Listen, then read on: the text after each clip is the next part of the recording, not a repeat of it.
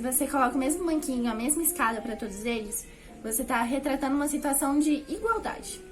Agora, se você coloca um banco adequado para uma pessoa alta, um banco adequado para uma pessoa baixa e um banco adequado para um cadeirante, de modo que todos eles possam ver o que está além do muro, aí você está retratando um cenário de equidade.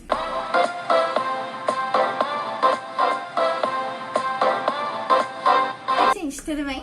Hoje nós vamos sair da caixinha do direito, sair da caixinha da introdução e sair da caixinha das várias preconcepções que a gente tem sobre a economia. E eu aposto que você viu economia escrito na descrição e pensou de cara que isso não era pra você, que você não é de exatas, que você não precisa de mais números na cabeça, enfim. Mas nesse vídeo eu vou te mostrar que a economia, ela não se resume a isso. A economia tá na rua, tá no seu dia a dia, tá na forma como você se relaciona com as pessoas, né? E isso tudo nós vamos analisar com base no livro de Gregory Mankiw, né, que foi um grande economista, professor em Harvard, formado em Princeton, que desenvolveu esses 10 princípios, né? Então já deixa o like, se inscreve no canal e compartilha esse vídeo com quem precisa sair da caixinha. Mas vamos lá. Para abordar melhor esses 10 princípios, o autor divide ele em 3 grupos, né? O primeiro é como as pessoas tomam decisões, o segundo é como as pessoas interagem entre si, né? Como elas se relacionam, e o terceiro é como a economia funciona.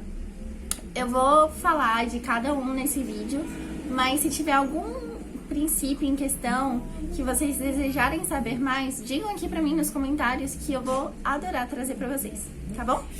Vamos lá. O primeiro princípio é sobre trade-offs, né? E afinal, o que são trade-offs? Trade-offs são trocas, né? Quando você escolhe algo e deixa de ficar com outra coisa, né? E é interessante essa relação entre troca e escolha, né? Ver que uma coisa não termina na outra, elas se complementam. Por exemplo, um limão. Você tem um limão na mão, você pode muito bem deixar esse limão na fruteira ou fazer uma limonada. Isso é lidar com trade-off. Isso é você escolher o que vai te trazer mais vantagens. E aqui a gente já lida com um certo paradoxo de economia, né? Onde se torna difícil ver as vantagens de modo equivalente para todos, né? Mas é importante a gente estabelecer a diferença entre 2 termos, que talvez passem despercebidos no seu dia a dia, que é igualdade e equidade. Igualdade é você pegar uma coisa e dizer que ela serve para todos, de forma igual, né? Como diz na lei, todos são iguais perante a lei. Aí a gente tá falando de igualdade, que aquela lei vai ser aplicada para todos, sem distinção.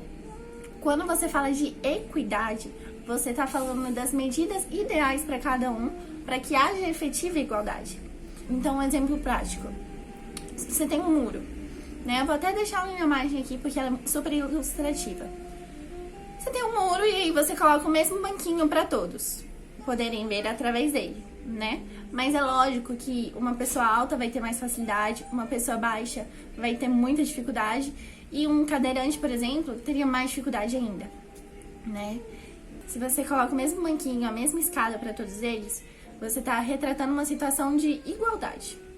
Agora, se você coloca um banco adequado para uma pessoa alta, um banco adequado para uma pessoa baixa e um banco adequado para um cadeirante, de modo que todos eles possam ver o que está além do muro, aí você está retratando um cenário de equidade, tá? E por que eu falei tudo isso?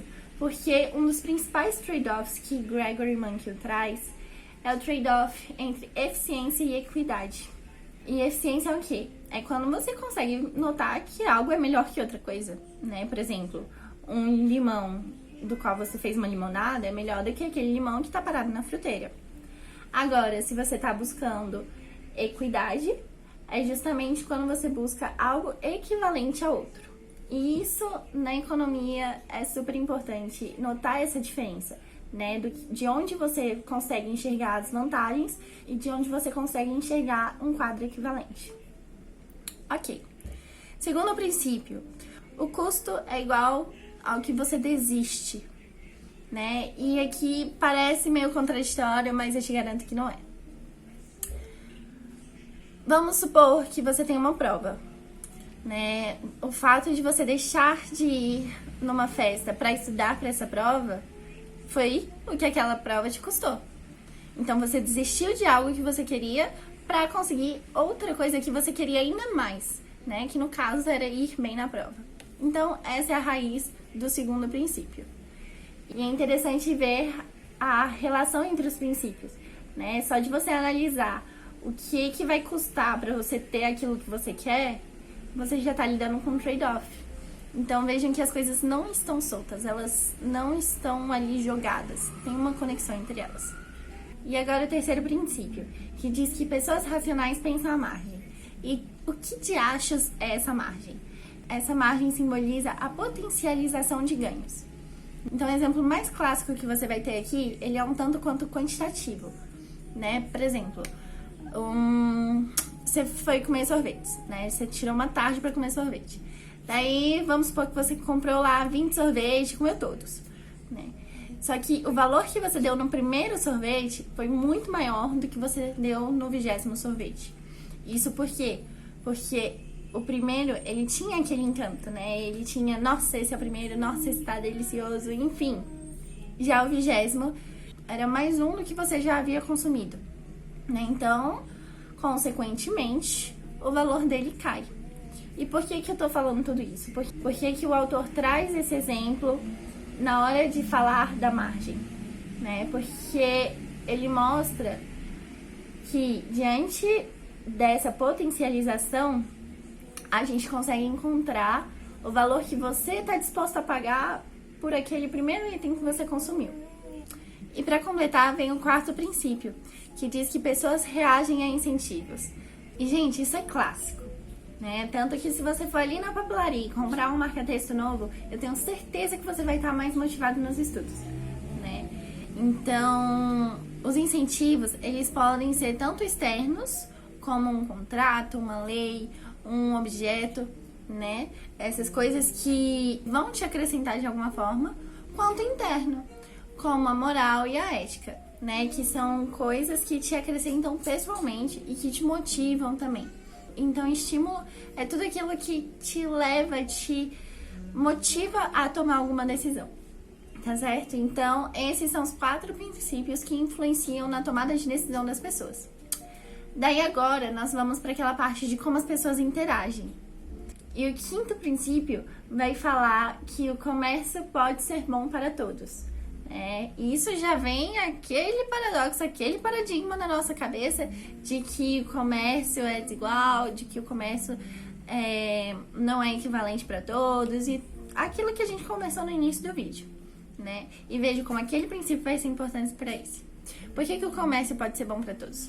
Porque em vez de agir com uma conduta assim de competição, você pode agir com uma conduta de cooperação, né? E quando você adota a conduta cooperativa, você consegue maximizar os seus ganhos, as suas vantagens e tudo mais, conciliando o seu trabalho com o trabalho de outra pessoa, né? E eu vou dar um exemplo do âmbito acadêmico para você entender isso. Você tá na sua turma, certo? Daí você é super inteligente e tem uma outra pessoa super inteligente também.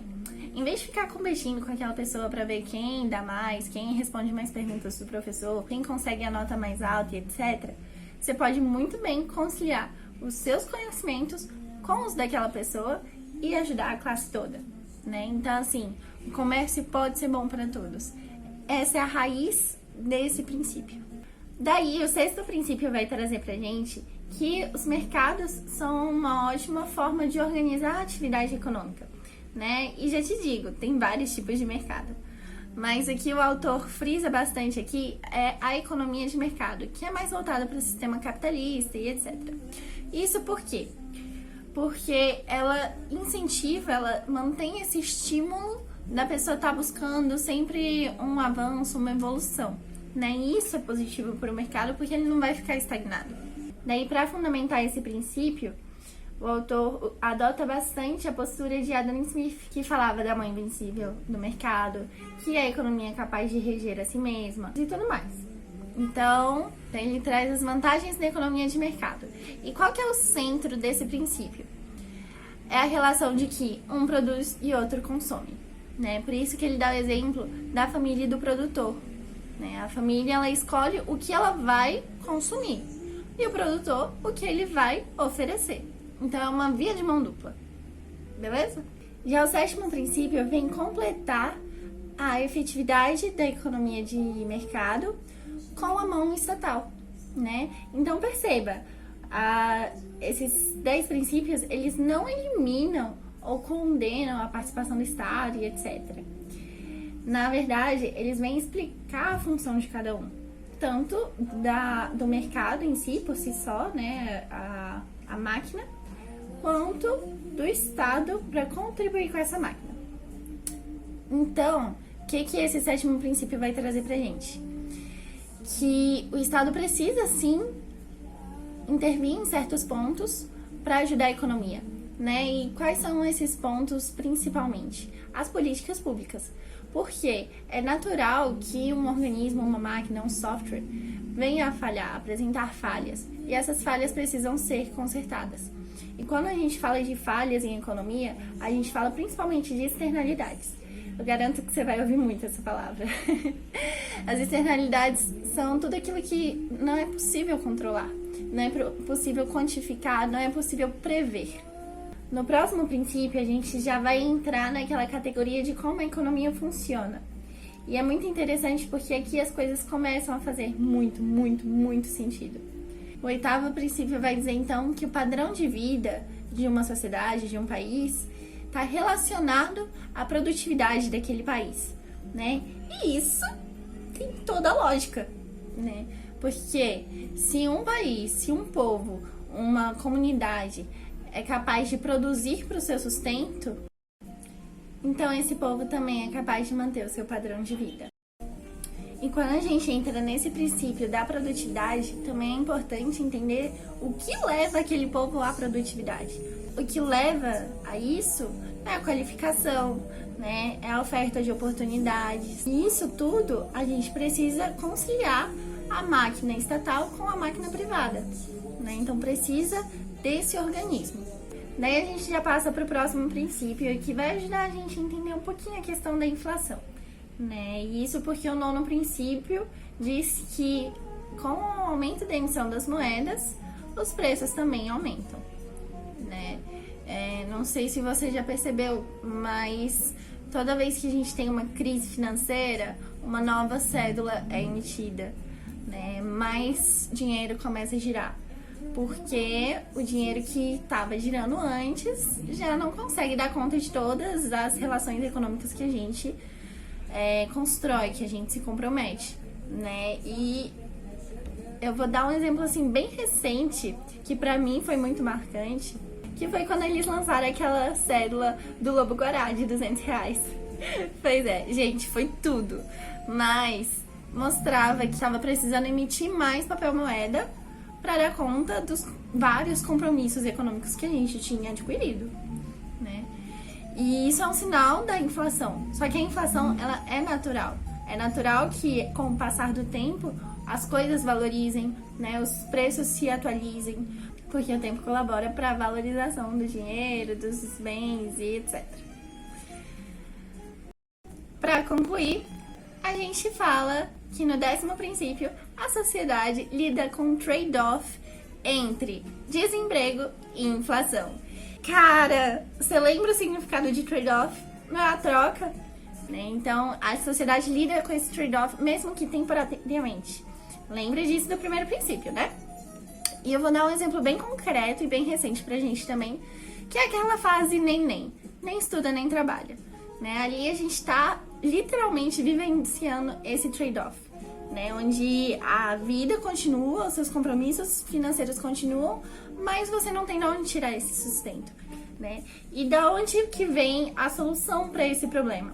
Justamente na qualificação, né? Que é proporcionando às pessoas, àquela sociedade, àquela população, a capacidade de se sustentar mesmo com o aumento dos preços, mesmo com a inflação, que nem eu já falei, é um fenômeno natural, tá? tá bom? Então, eu espero que isso tenha te ajudado a compreender os 10 princípios da economia. Se inscreve no canal, deixa o like, compartilha esse vídeo. Eu tenho certeza que vai ajudar muita gente. E não se esquece que aqui embaixo na descrição do vídeo tem um resuminho comentado feito de estudante para estudante, que eu tenho certeza que vai te ajudar nos estudos, tá bom? Um beijo e até a próxima!